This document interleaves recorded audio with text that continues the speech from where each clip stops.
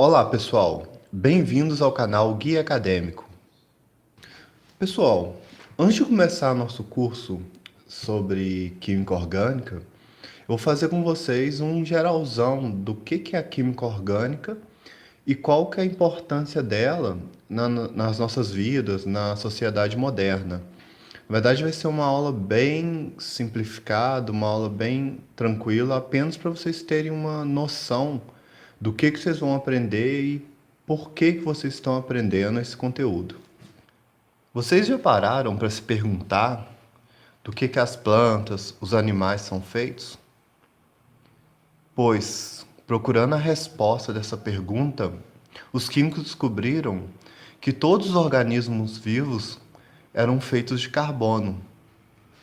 É claro, né, pessoal, que nem todas as partes dos seres vivos são cadeias de carbono. Por exemplo, no ser humano, tem a água, os ossos, os dentes, que não são feitos de cadeia de carbono. Mas em compensação, você tem os músculos, as proteínas, os, os hormônios e todas as outras partes, todos os tecidos que são feitos de cadeia de carbono. Foi observando as substâncias produzidas pelos organismos vivos que em 1777 foi proposta uma divisão da química em química inorgânica e química orgânica. E na época, eles propuseram que a química orgânica era definida como ramo químico que estuda os compostos extraídos dos organismos vivos. Essa ideia de que só os organismos vivos produziam compostos orgânicos, cadeias de carbono, compostos, né, constituídos de cadeia de carbono, era tão forte na época que em 1807 foi formulada uma teoria chamada teoria da força vital. Essa teoria baseava-se na ideia de que compostos orgânicos precisavam de uma força maior, a vida, para ser sintetizados. Só que essa teoria da força vital não durou muito tempo. Em 1828, Friedrich Wöhler, a partir do aquecimento de cianato de amônio, produziu ureia, começando assim a queda da teoria da força vital.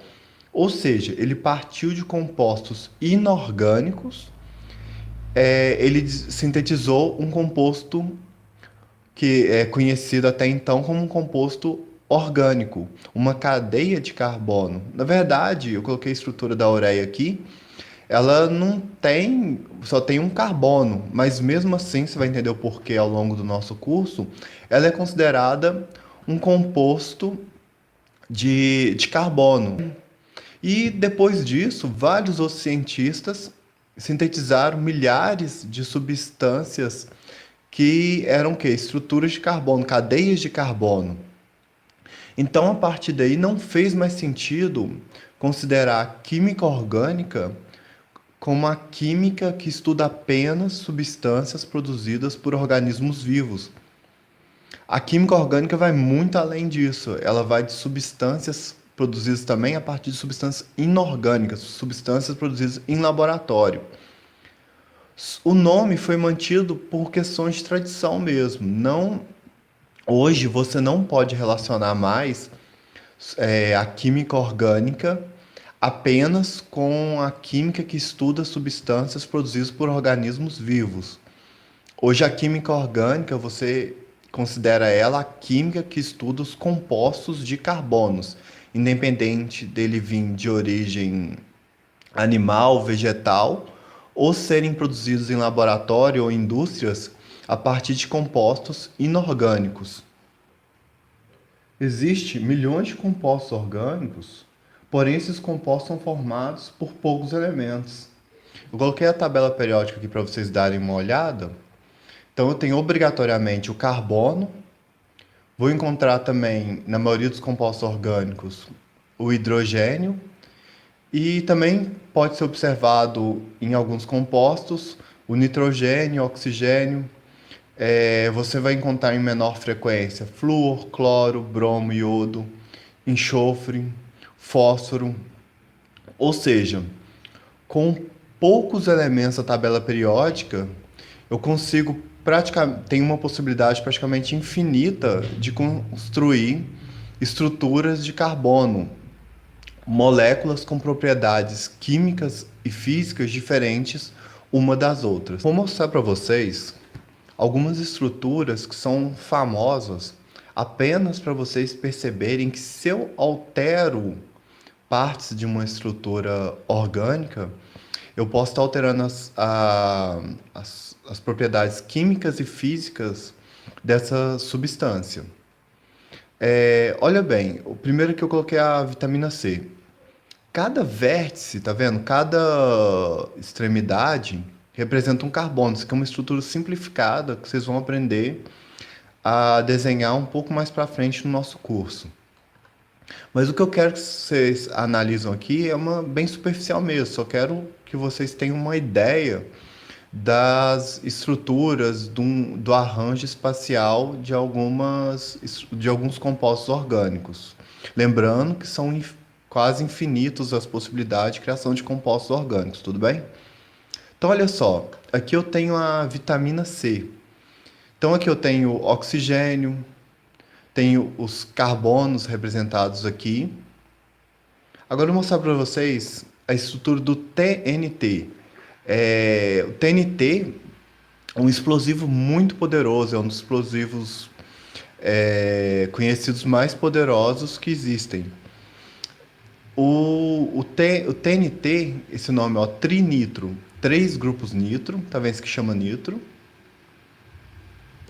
ligado a um tolueno. Toluenos, tá vendo essa parte sem os grupos nitros?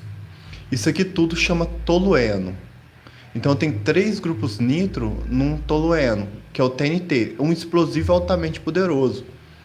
Observe que essa estrutura, por exemplo, vou voltar aqui da vitamina C, para dar vitamina C, para uma pessoa que não, uma pessoa leiga, não faz tanta diferença assim ela saber quem que é o explosivo, quem que é a vitamina. Mas, de acordo com a estrutura, o que a gente vai aprender a analisar no nosso curso, as propriedades químicas e físicas vão ser totalmente alteradas de acordo com que eu adiciono ou removo alguns grupos de uma estrutura. Eu coloquei um outro exemplo aqui, que é a cafeína. Olha, observe, eu tenho os carbonos, obrigatoriamente, para ser um composto orgânico, eu tenho que ter a estrutura de carbono, e tenho nitrogênios. Cafeína, como todos sabem, é um estimulante. Eu coloquei aqui 3 substâncias comuns no dia a dia para vocês terem uma ideia da importância da estrutura do composto orgânico para determinar as propriedades químicas e físicas daquele composto orgânico. Observem, eu coloquei aqui a estrutura do ácido acético, que é a substância que dá aquele cheiro do vinagre. A estrutura da propanona, que é a que a gente conhece no nosso dia a dia como acetona. E do etanol, que é o álcool combustível. Também o álcool presente nas bebidas alcoólicas. Observem, pessoal, a estrutura desses 3 compostos não é muito diferente uma da outra. Nesse aqui, observe, eu tenho um C dupla O igual tem na propanona. O ácido acético também é parecido com o etanol. Eu tenho esse grupo OH aqui, que eu tenho aqui no etanol também, correto? Mas por que eles têm propriedades químicas e físicas tão diferentes?